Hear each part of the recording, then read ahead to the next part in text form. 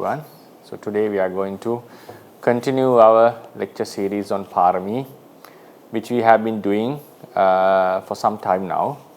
And from the beginning we introduced what PāRAMī are and how should one complete PāRAMī in order to attain the threefold Bodhi, and what type of a mindset one should maintain in order to fulfill the PāRAMīs in accordance with the Bodhi that one is wishing to attain.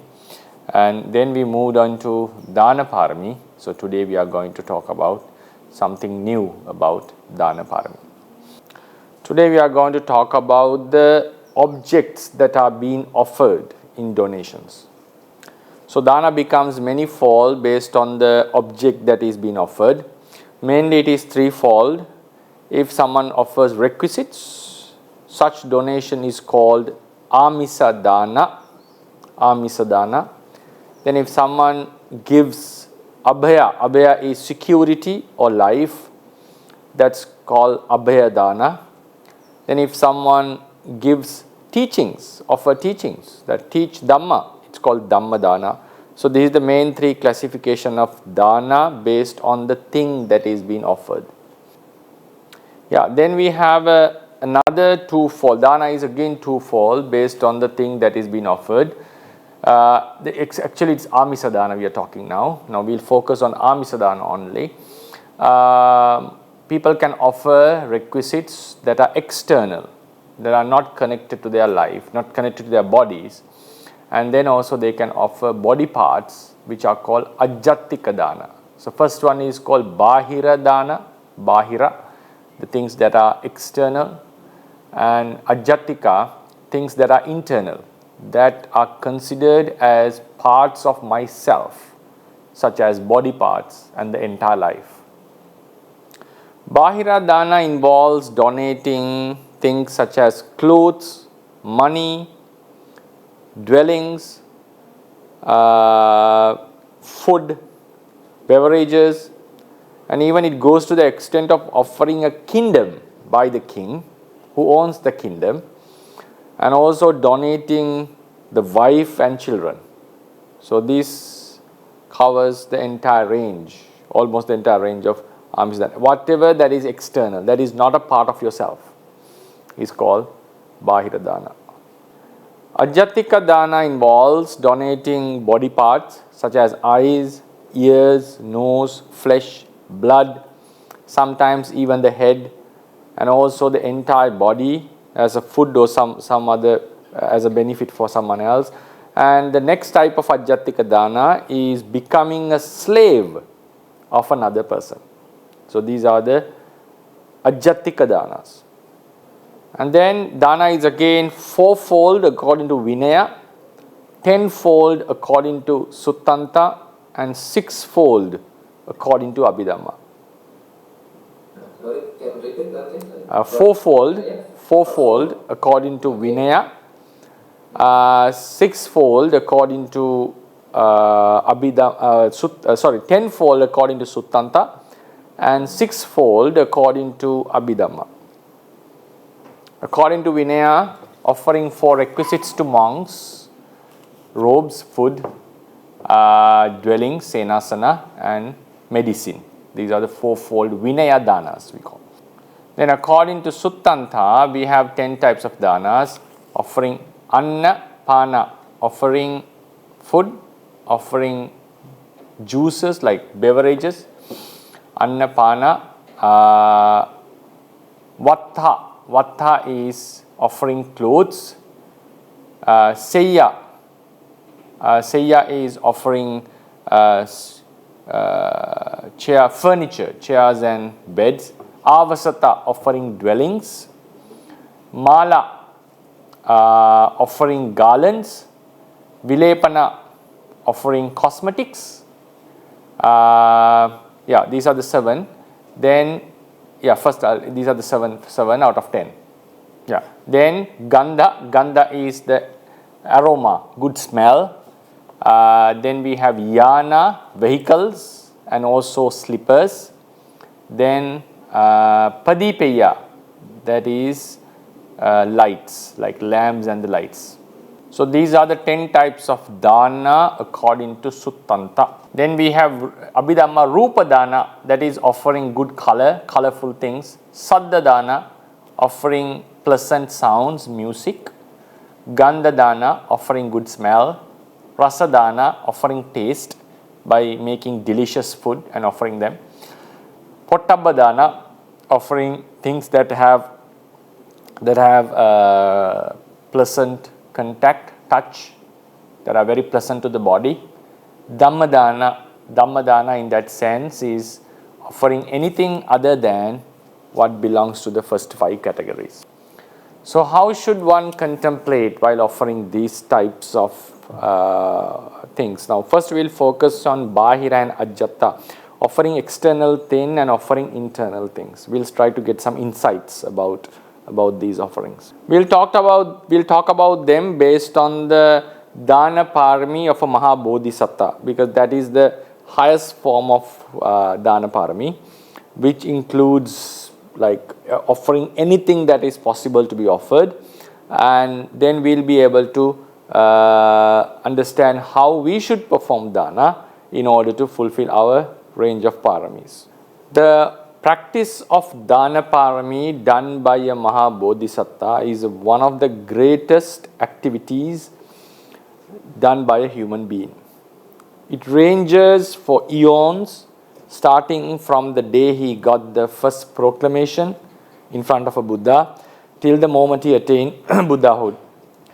And it also extends to the before the proclamation, when he was practicing as a bodhisattva who is not certain to attain.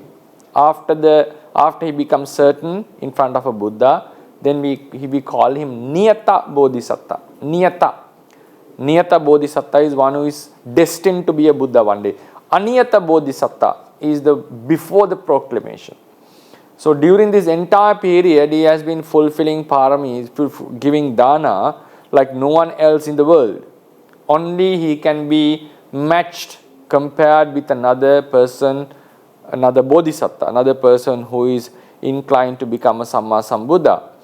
And in his parami, there is nothing that he did not, in his practice of offering the dana parami, there was nothing that he did not offer that could be offered.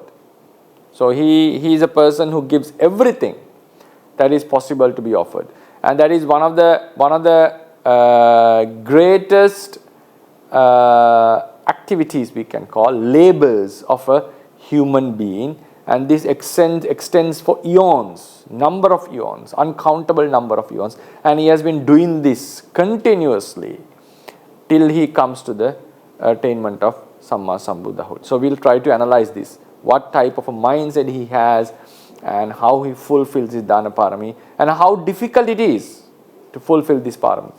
So then we can apply it into our lives. Whenever he is offering external things such as food, money, dwellings, clothes, he always gives to the people who are in need of them. Normally we don't offer things to people who are not in need of them. For example, if someone has things, has money, he's not in need of our money, right? So anyone, if there is a receiver who is in need of things, he will offer them, and to the extent that would satisfy them. For example, if someone is in need of some amount of money, and the person also, the bodhisattva also has money for his own sustenance, then he would always fulfill the desires. He would not give to a level that the person is not fulfilled. Even he's offering food to someone, he would make sure that the person is filled, like he is satisfied with the food. So always he would satisfy the desires of the receiver. So that is a very admirable aspect of donations made by the bodhisattva. Normally bodhisattvas do not offer things that the person doesn't need. For example, if someone is in need of food, he would not offer clothes to them. He would rather offer money to buy the food or directly the foods. So likewise, normally he is very aware, he is very attentive to offer the things that the person needs. That's also a very admirable thing. And to the extent he needs, the person needs. So he always makes sure to satisfy the receiver, at the same time to give what the receiver in need of. So that's another admirable quality of the person, because it shows that the Bodhisattva is considerate about the receiver. So in dana, what we expect is to serve the receiver. We are doing a benefit to the receiver, So he makes sure that the receiver gets what he wants, and to the extent he wants. And it is also mentioned in the commentaries that if the Bodhisattva gets to know that someone is in need of something, it's his nature to offer the things to the person even before he asks for them. Even before the person asks for them. So Bodhisattva is like, this shows that he is inclined towards offering. He doesn't want to keep things for himself. That's a very great inclination of the Bodhisattva himself. Because normally we want things for ourselves. And we want to be happier and satisfied with, like, we want more and to be luxurious or to experience, to have the idea that I have things. That's one of the very good sensual ideas that a person would have. Like, I own such and such wealth and I have such and such things. But the Bodhisattva's inclination is to give, not to keep. So whenever he gets to know that this particular person is in need of something, even before he asks for it, it's his nature to go to him and ask for his, inquire about his needs and to offer them. So likewise, the Bodhisattva gives what the receiver needs to the extent he or she needs, and also he's very desirous to give the things even before the receiver asks for them. And when he's offering, he doesn't keep any expectation about the requisite. He just completely gives it up. After giving, he doesn't worry or thinks about it, or it was good that if I didn't give it, or I could have got more benefits out of it, I could have given to one of my workers and got the work done. Like it happened to one of the rich men in the ancient India.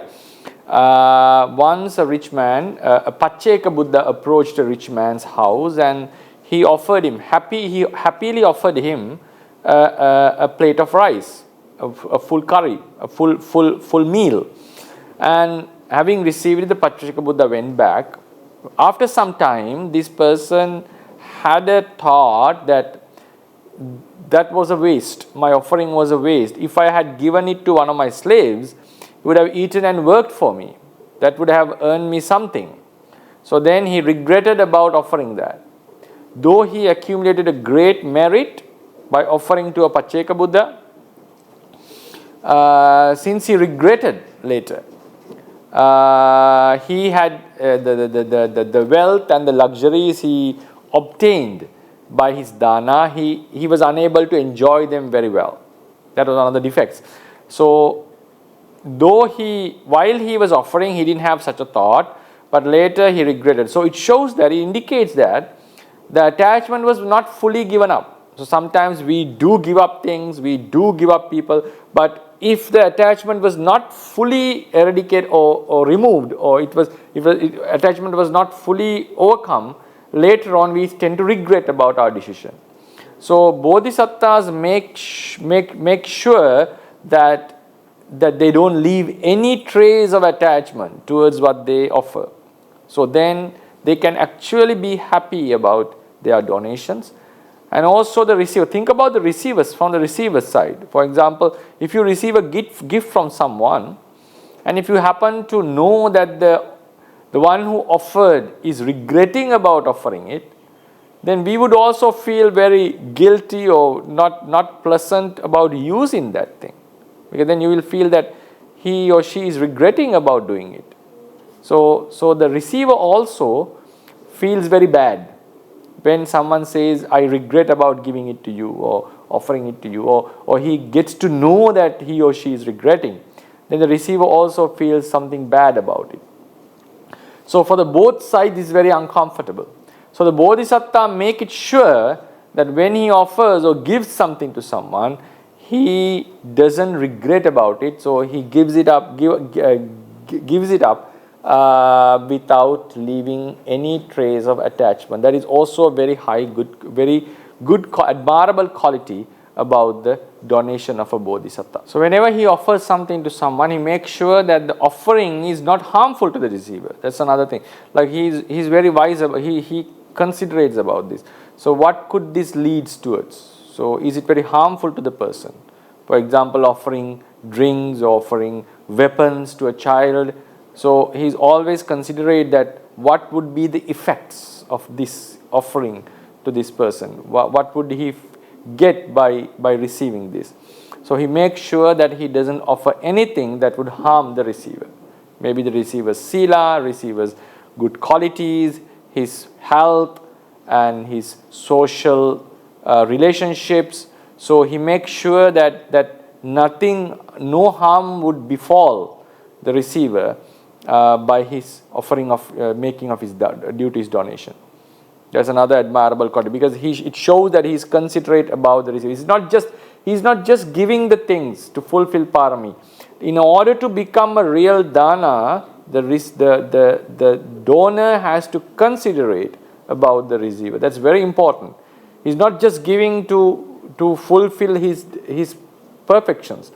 In order to be an actual perfection of dana, the donor has to considerate about the benefits the receiver is gaining by the donation.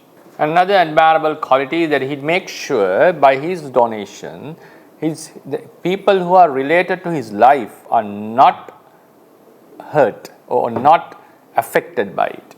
For example, he would not offer the entire wealth while his children are there. It's obvious that children should inherit something from the father. So he'll make sure that his children would not suffer because of his offering. He'd make sure that his parents would not suffer because of offering. So he'd also not only the receiver, but he is considerate about the people around him as well, the ones who really love him, the ones who are related to him. So he makes sure that no one is affected by his donation. So his consideration extends not towards the receiver, but to all the people, to others as well. So this shows that his donation. Now the purpose of donating is to make someone happy, or to bring some comfort to someone, and he makes sure that no one is harmed or affected by his donation. That's another admirable quality. So we also need to consider it when we are making donations, that it should not be done in a way that your family is affected by that. So it should not be done in a way that it is detrimental to the receiver. So we have to be considerate about a wider scope or a range when we are making our donations and fulfilling our parami.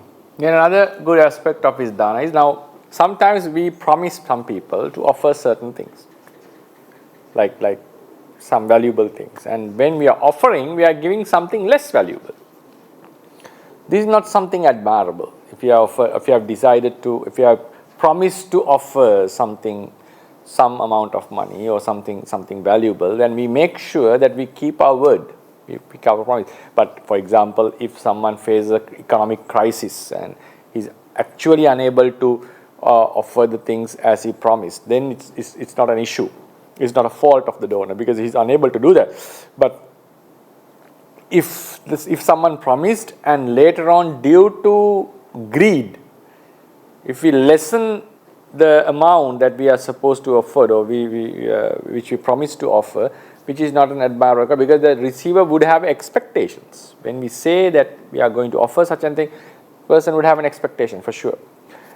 It's true that we are unable to fulfill all our promises. That's natural as human beings. But the Bodhisattva makes sure that whenever he promised to give something to someone, and he makes sure that he will offer that exactly as he has promised, which is a very highly admirable quality. It shows that his integrity, at the same time his consideration towards the receiver, because he knows that if we give a word that I will be offering such and such, the person it's natural to the receiver to have an expectation. Whether out of greed or whatever, the expectation will come. Even it happens to a monk. If someone says, I will be offering this and this, and we will be planning, we will be having our schedules or planning our life based on this expectation that he is going to offer such and such. Even we may reject another offering because we are expecting such thing to come. So keeping ourselves to the word that we have given is a very good admirable quality. It also falls under Satya Parami. And while giving, the Bodhisattvas make sure that they will offer as they have promised. It's another very, very nice, highly commendable quality of the Bodhisattva.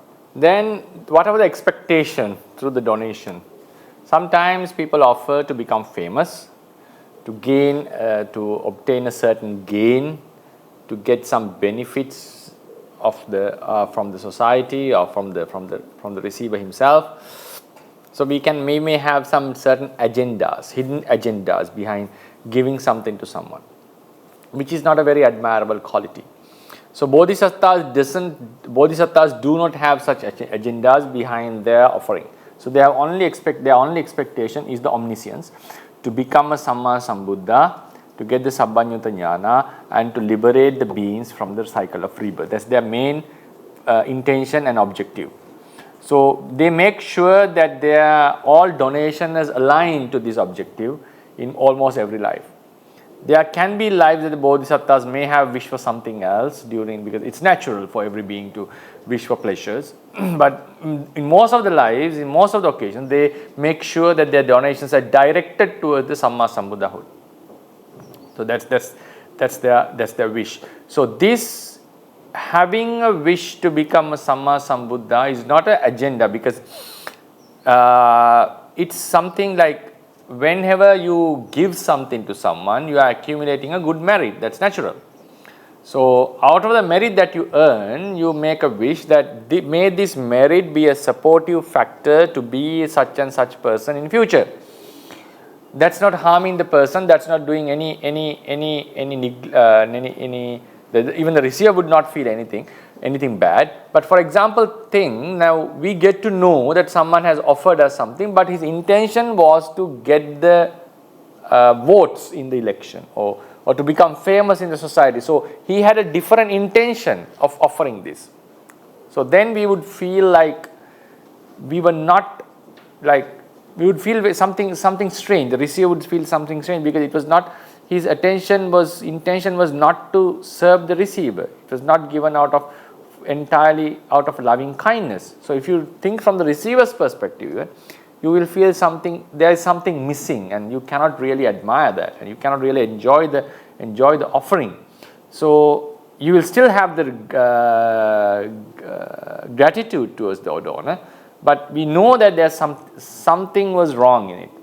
But whether he wishes or not, he will accumulate a karma, that's natural, and then constructing an idea to become such and such due to the effects of that karma is something different.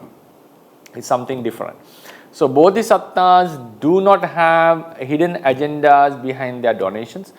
They do not wish for any praise or gain in the present life, and even they extend it to a very admirable level of serving the others, because even they do not wish for their own liberation, not for their own attainment.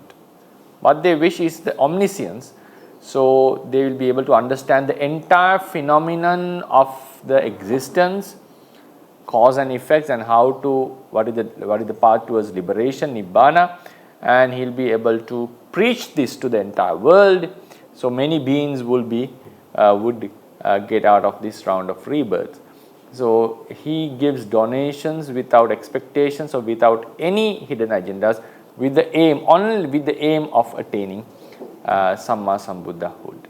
So also they don't expect anything from the receiver, any repayment or any support from the receiver as a gesture of gratitude. even when some beggars or ones who are asking for certain things may insult the donor. There are some very rare occasions that some beggars are not restrained and have some very low mental qualities, that they would even blame the donor for offering something, like they would demand things from the donor. There's a very psychologically very low quality of a human being, but some humans are like that.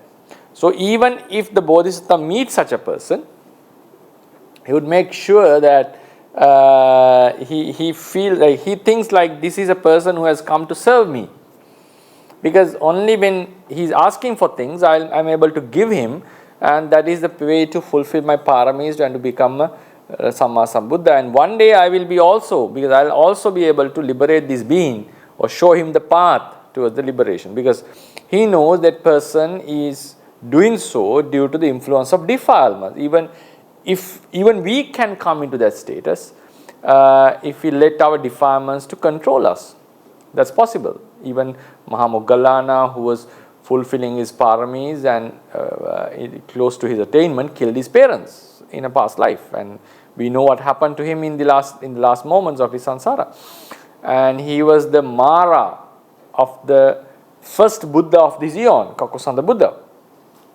So things could happen, things could change because of the influence of defilements. So Bodhisattva, when he is encountering a person who is insulting him while receiving his own donation, would not get angry or upset about the person. He would still offer him like a father who offers or gives things to the child.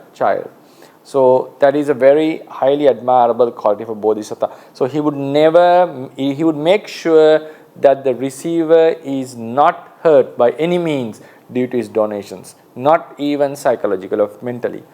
Because psychological wise, it's also obvious that when a donor is giving something to the receiver, donor remains in a higher position over the receiver.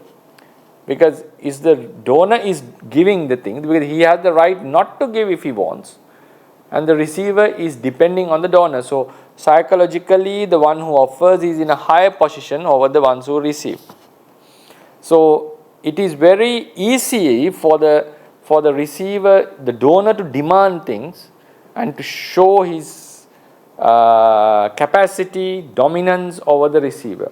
But Bodhisattva makes it sure that such ideas, such feelings are not felt by the receiver. So he always treats the receiver as one of his very dear sons, because he considers the receiver as one of the receiver as the person who is helping him to attain his final goal of Samma Sambuddhahood.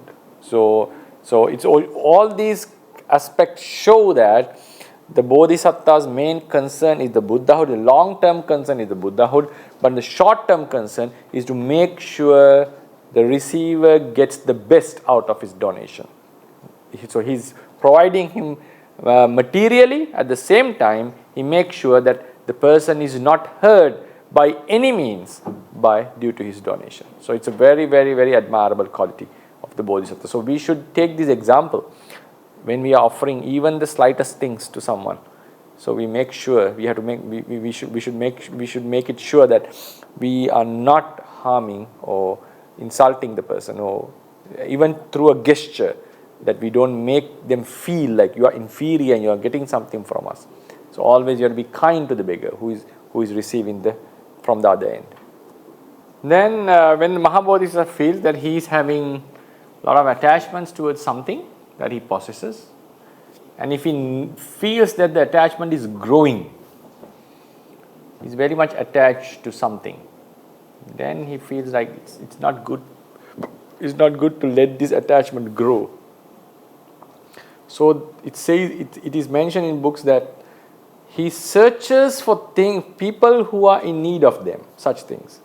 For example, if he feels that his attachment towards his mansion or towards his clothes, towards his money is increasing, intensifying, so he would search for someone who is in need of such things, then he makes sure that he gives them. So that's a very, very wonderful way of considering, because his main purpose of donating is to make his mind righteous. So he makes sure that the lobha or the greed would not dominate his mind. So if he feels like he's attached to something very strongly, and he makes sure to overcome it by donating things. And ironically, this happens during, most of the times it happens when there is no Buddha's teachings in the world, because it's very rare that we encounter era that where the Buddha's teachings are prevailing. So bodhisattvas in this regard have the capacity to understand the correct and wrong and to distinguish them and to purify their minds, and they feel like donating this would make me feel free from the attachment, and they go and offer the things.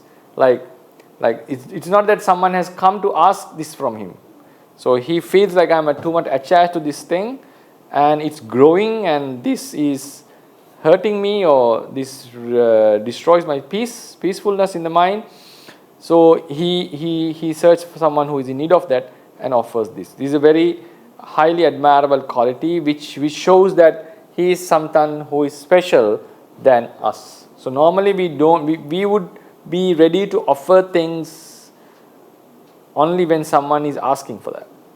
But bodhisattva, when he feels like he's attached to something, then he needs to get rid of this attachment.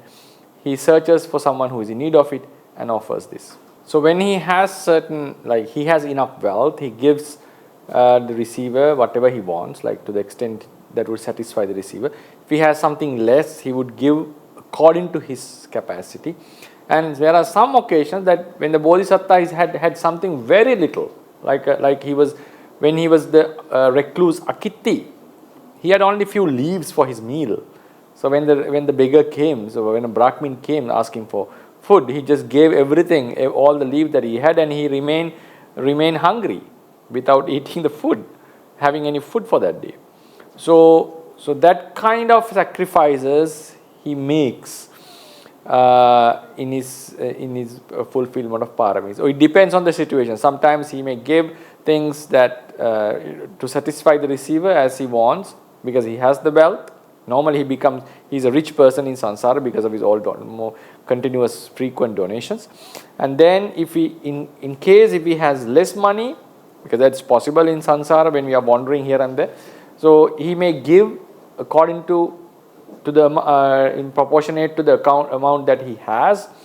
And then sometimes when he has very little, something like leaves or only things that he just to sustain himself, then he would sometimes offer even that thing and remain, and he would get the burden, he would suffer himself while making the receiver happier. So his main purpose is to get the burden of the receiver of not having certain things to himself and to make the person happier. Why all this is done? In order to become a Buddha and to liberate the beings, including the receiver himself. So his attitude towards dana is something beyond our level. That's why he becomes the supreme Buddha and we go refuge under him. So, but we are not be able to practice our dana PāRAMī to that level, but we can get lots of good advices or example traits from bodhisattva's practice and incorporate them or apply them in our day-to-day dana PāRAMī. So when he is offering his cattle, domesticated animals such as cow, goat and so forth, he makes sure that those to offer to people who would not harm them, who would not slaughter them. Just he's offering them for others for their own benefit only. But if he knows that the people would harm them or kill them and use them for meat, then the bodhisattva would never offer them. So that's another. So he's now, while offering inanimate things like non-living things, his most concern is the receiver and also the other people who are related to him. while he is offering living livestock, such as cow, cattle and all these, he makes sure that the being is also not harmed by this donation. So he doesn't give to people. If he suspect that the person would slaughter them in the end, he would not offer them to such people. So when he is offering the children and the wives, this is something very controversial in today's, if you look in this from the today's perspective, it's a practice of a bodhisattva to offer his wife and the children in many lives. So it's mentioned in the books that when he is doing so, he offers them only after he is getting the consent from the wife and the children. If they reject their offering, them being offered, he will not offer them. Only if they feel, okay, if you want, if this is the only way to attain your omniscience, yeah, you are free to offer us. Only when they give the consent, he would do so. So we have to consider that this was a practice that was done in a male-dominant society in the ancient world. The man, the husband, the father is considered as the most prominent or the leader of the family. So he had the authority to the entire family was considered as some sort of property of him, like they are living under him. So it was considered that he could give, he could offer his children and wives to others. So in terms of today's, when we look into this from various angles, this may be highly challenged, this practice, but according to the Dhamma, it is Bodhisattva has to offer anything that he could offer. Anything that he could offer. So he may give his wife to someone else to become his wife or to some other purpose, but he makes sure that the person would not harm her. So she would have a better life, like good life, at least to some extent, due to this offering. And also offering children with the same objective.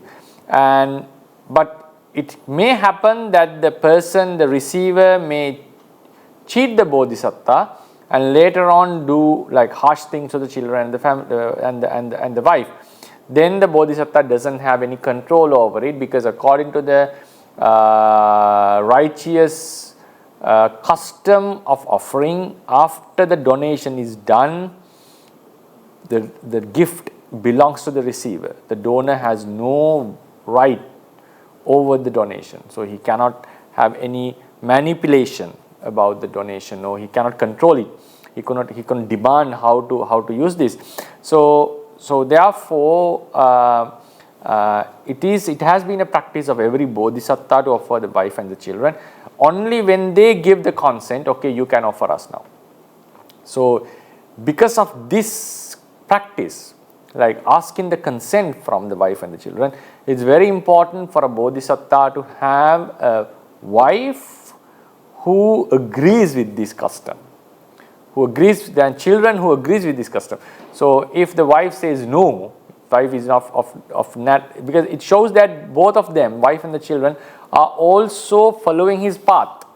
So that's why we see Yasodhara has been Bodhisattva's wife in many lives, because so the path towards Buddhahood, Bodhisattva is the one who is walking the path, but she is also supporting him.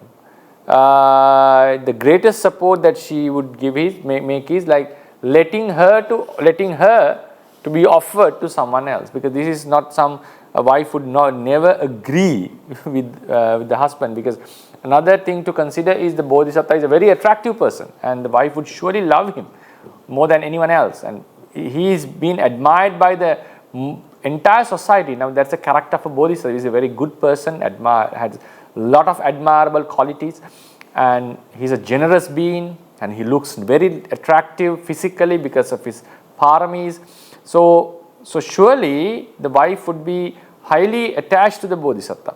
So now when he is offering this wife to someone else, so he has to tolerate the pain, and he has to live without her the entire life, and the wife also has to bear the pain of living without the person whom she actually loves, because attachment can happen, attraction, but love doesn't. We don't fall in love with anyone whom we see. It's a very special quality in the mind.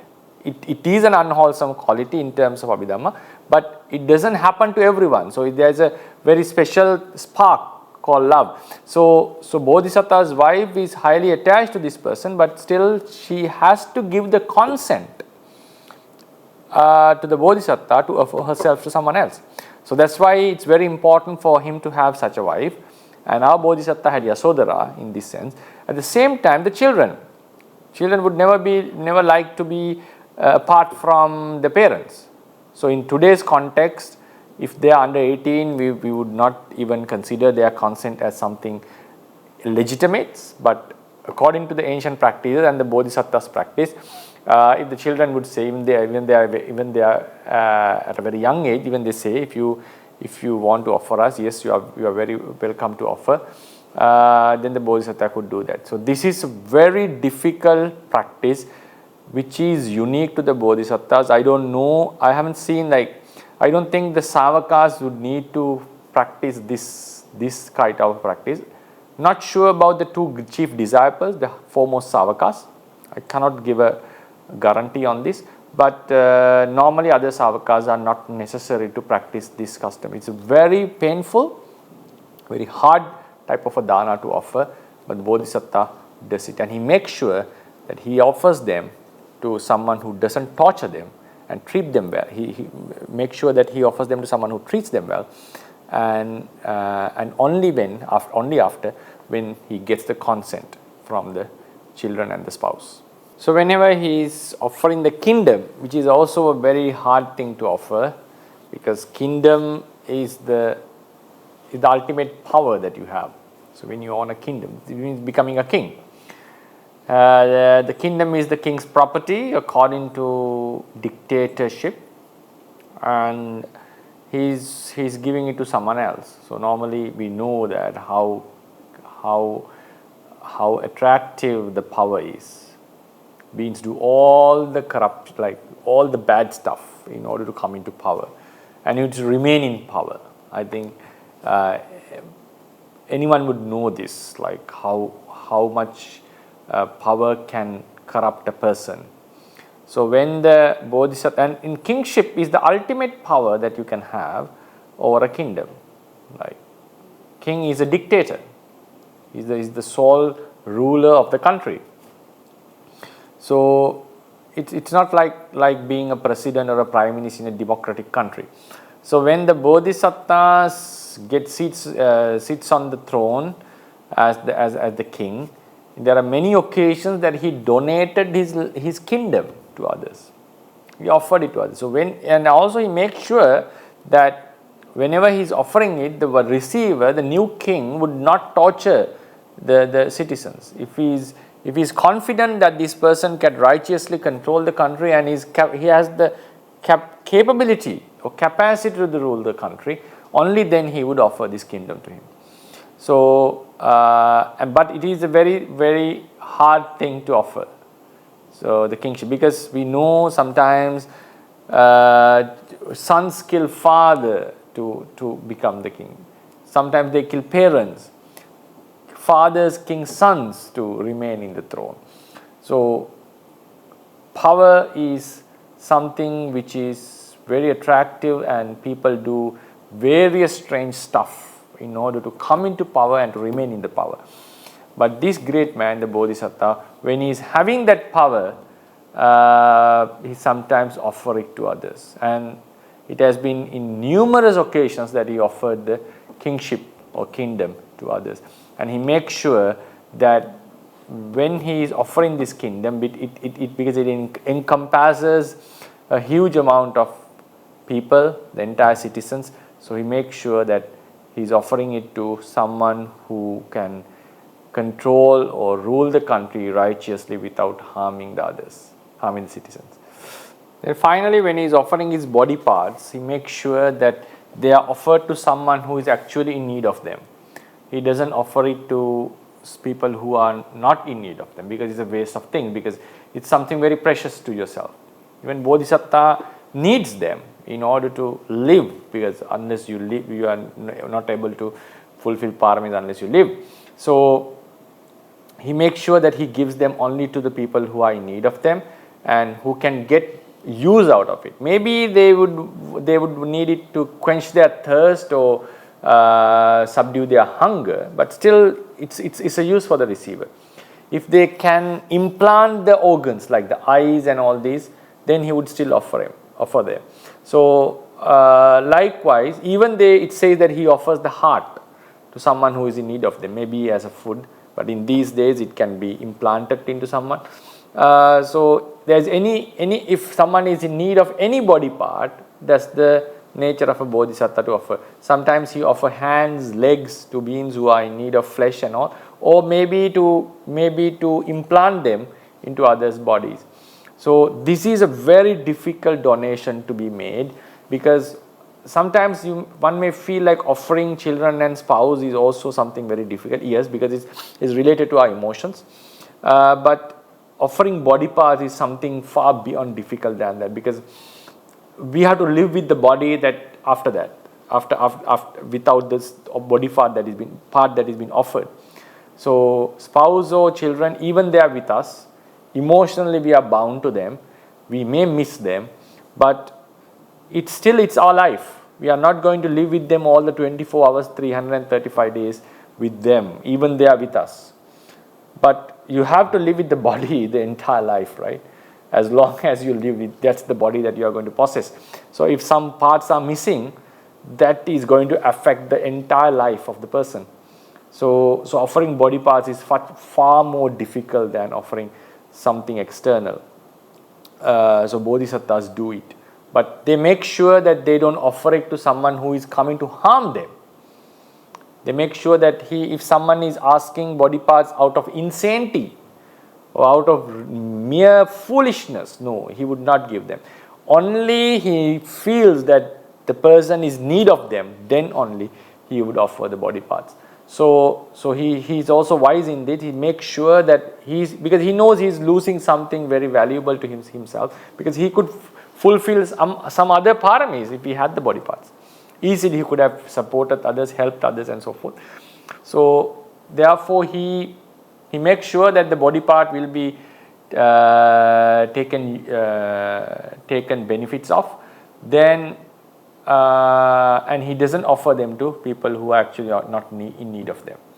And then the final type of ajjatika dana, internal offering, is becoming a slave of others. Slavery is prohibited in the world these days, but those days the slave was known as dasa. So becoming a slave means your entire life belongs to the master afterwards. So you have to work for him.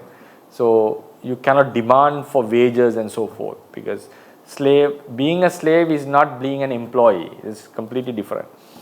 So bodhisattva in some lives has become a slave of others and worked the entire life for the benefit of other beings or for the master.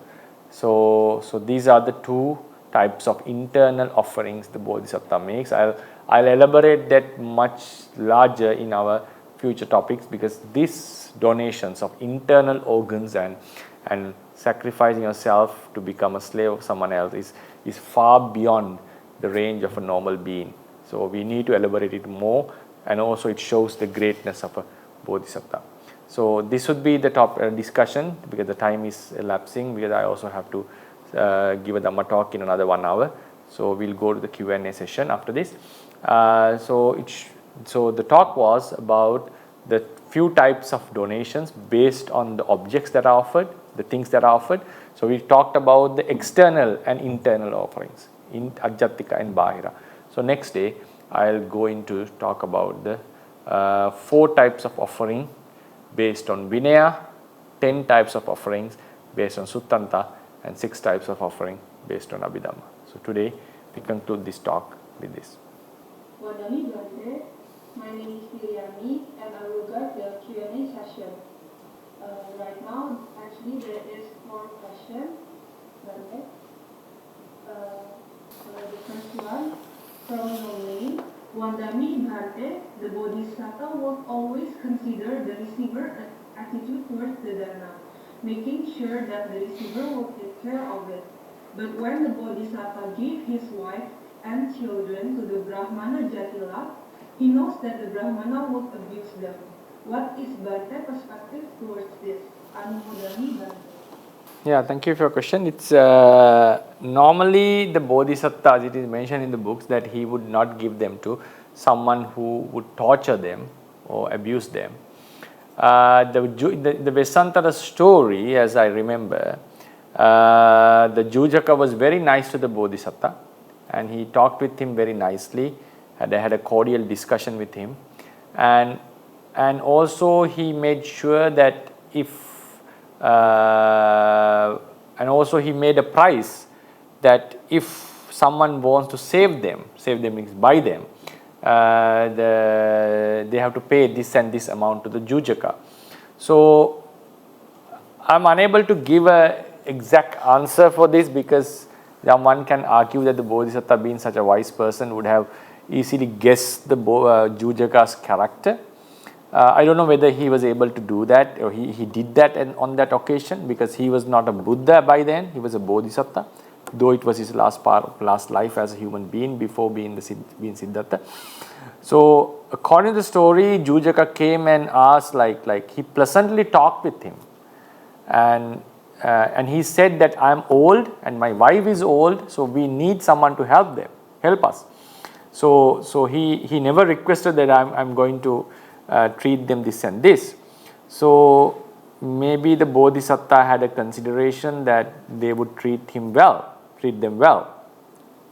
So if he knew that after the offering was made, while he's taking them, surely he tortured them, and then both of them came and asked, look to whom you have offered us, and he seems like a demon who is going to take us and eat. Then the bodhisattva felt, now they are not in my possession because I have already offered them. The earth shook and the PÆRAMީ was completed. So I don't think the bodhisattva was fully aware of what was going to happen, and he didn't have the psychic powers to read his mind even. Vasantara didn't have jhanas actually. He was practicing as an ascetic only. So then one can easily argue, couldn't he read the gestures and the body language of the person? I am unable to give you an exact answer for this. I can relate another story of another bodhisattva. Such an incident was recorded about Bodhisattva Mangala. Mangala was, he appeared long time before Buddha. Mangala Sumantra was also like few asankhya years before. So when Mangala Bodhisattva, like our Mahavesantara in the last human life before becoming a Buddha, he offered the children to a man who came asked for them, because every Bodhisattva has to fulfill this PÆRAMީ before, in the last life as a human being before becoming a Buddha. So that's a law of nature. So Mangala Bodhisattva offered his children to a man, but unfortunately it happened to be that person was a demon, as the story goes. So he offered him, and he was walking up and down, pacing, contemplating his dana. So he walked to that side, because when he offers, he doesn't even look at them. Like when offering is done, it's done. So before the offering, all the considerations has to be done. That's the nature of a great man. So before the offering, he would consider that whether the person would treat them well or not, and get the consent from the children and the wife, spouse, and then when he has offered them, afterwards he loses the ownership. Then he doesn't go into manipulate or talk with them. That's the nature of Bodhisattva. It's the character of them, because he considers dinnan sudinna, what is given, so I don't have any authority now, and the children also gave the consent to offer them. So then when he reached the one side of the walking path, and when he just turned, he saw the man change into the figure of a demon and was eating his children alive.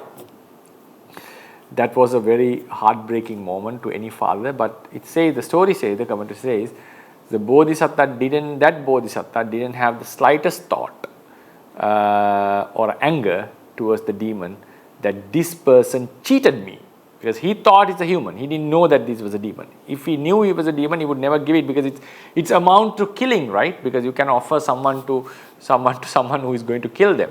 So it amounts to dana, actually it amounts to killing if he purposefully offered them. So it's I would say it's bordering killing. It's bordering killing. So it says that the Bodhisattva didn't have the slightest thought of regret about the offering, because he gave it with a confident, pure mind, and the receiver, he would have got the results of cheating a Bodhisattva and eating the beings alive. So, and then he thought, while like this children's blood was flowing, it was not a happy ending like Vesantara's story. Vesantara's story was a very happy ending. Everyone got together and it had a happy ending. But the Mangala Bodhisattva story was not so. And children were eaten. I don't know how the wife would have reacted to that. I don't know. Maybe because she was also someone who is following him, and she would have also tolerated it, because she would have been the Yasodhara of that Bodhisattva. So, so there is such an incident recorded. Then he thought, seeing this blood flowing, as this blood flows, may I be able to lighten 10,000 world cycles whenever I become the Buddha. So it says that his rays were spreading into 10,000 world cycles. So from the day he became the Buddha. So after his rays start to emit. Then yes, so it is mentioned in the commentaries that a Bodhisattva would not give them to someone who would torture them or abuse them.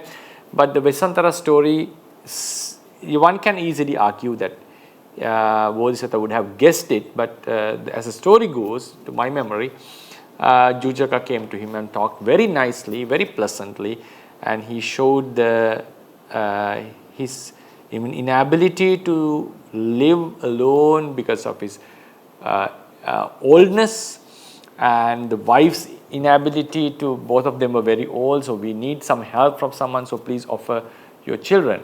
So surely he would have said that I would treat them well. That's how normally. Obviously, when you are asking for someone like children, you would say, I would treat them this and this, and even when you are asking for a servant from someone, from parents, a child, in some countries, they would never say, I will do this and this. So Bodhisattva would have fallen into the trap, maybe. I'm unable to give you exact answer to this, but it's mentioned in the books that obviously, as being a very nice human being, he would never offer his children and wife to someone who would abuse them or to torture them. Actually, it's my question. If we learn about the karma, we know that if we do dana, we definitely get the good result or become richer. I do the dana, I aspire the dana for the supporting conditions to attain nibbana, but also knowing that we will get good result from the dana. With this kind of mind, will the dana be influenced and the aspiration be influenced? So I want to clarify the question first. What kind of influence? What are you meaning? Will it be influencing, supporting factor to nibbana, or? Yeah, I'm afraid that my aspiration to the nibbana will be not go for the nibbana, but for the become rich or for the good result. Just by knowing it, you mean? Is it?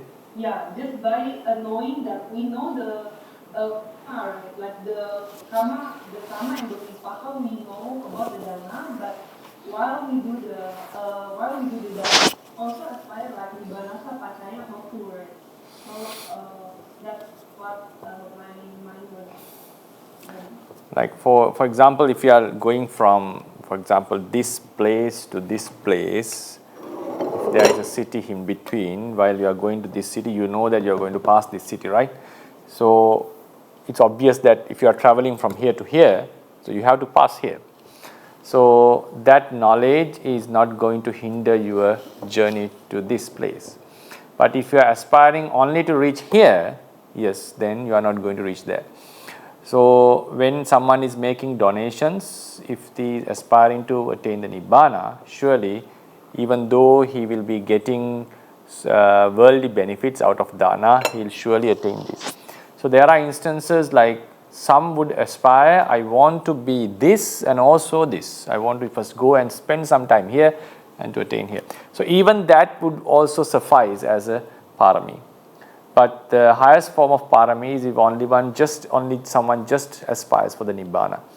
There is a story about two brothers aspiring in two different ways that happened before the Buddha Vipassi appeared in the world. Two brothers were sharing one sugarcane plantation, and the younger brother went to pluck 2 sugar canes for himself and for the elder brother.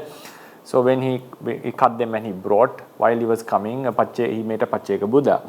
Then he offered his sugar cane and he wished to attain all the luxuries in the world and enjoy them and finally detach from them and attain Nibbana. So it was a very big wish. So he wanted to enjoy the luxuries, pleasures in samsara and finally attain the Nibbana. Then he thought, I would offer because the Pacceka Buddha had it, because Pacceka Buddha was ready to take that sugarcane juice to someone else. So then he said, no, you have it. Then he offered the elder brother sugarcane as well. Then he thought, if the elder brother asks for money, I will give him the money. If he asks for merit, I will share the merit with him. So then he came to the house and said to the elder brother, I met such a great person and I offered my sugarcane and also offered your sugarcane. If you want money, you can ask for money.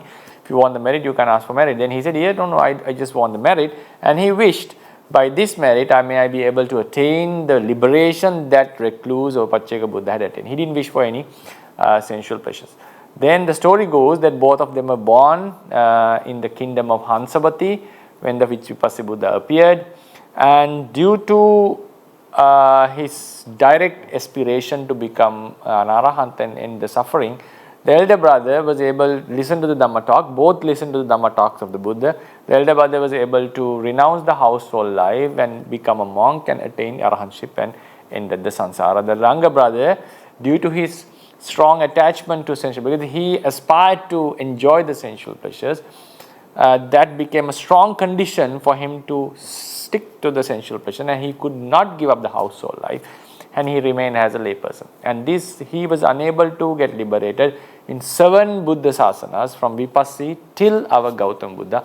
And in the last life, in the Gautam Buddha sasana, he renounced the household life and became Arahant. He was known as the very famous rich guy Jyotiya. So according to Jyotiya's story, if someone wishes to enjoy the luxuries and to attain Nibbana, that could delay their path, journey towards Nibbana, but still it can be a condition. So there's nothing to say. Knowing that it is going to give results is a samma ditti, that is not going to hinder your attainment. Not at all. That would make it more powerful because you are aware of the karma and vipaka phenomenon. It makes it more wise, like jnana sampayutta karma. Okay, so we talked about dana parami today, and with this merit, may all of us be able to attain the supreme bliss and get more Dhamma knowledge, and also we may share this merit with our deceased relatives and also deities and all the living beings in the world. Idamme punyang asavakkaya vahang hotu. Idamme punyang nibbanassa paccayo hotu. Ettavata ca amhehi sambhatang punya sampadang. Sabbe deva anumodantu, sabbe bhuta anumodantu, sabbe satta anumodantu, sabba sampatte siddhya. Idang vo nyate nang hotu sukita hontu nyatayo. Idang vo nyate nang hotu sukita hontu nyatayo. Idang vo nyate nang hotu sukita hontu nyatayo. Mama punya bhagang sabba sattanang bhajemi. Te sabbe me samang punya bhagang labantu. Sadhu sadhu sadhu. Buddha sasanang chirantittatu. Buddha sasanang chirantittatu. Buddha sasanang chirantittatu. Sadhu sadhu sadhu.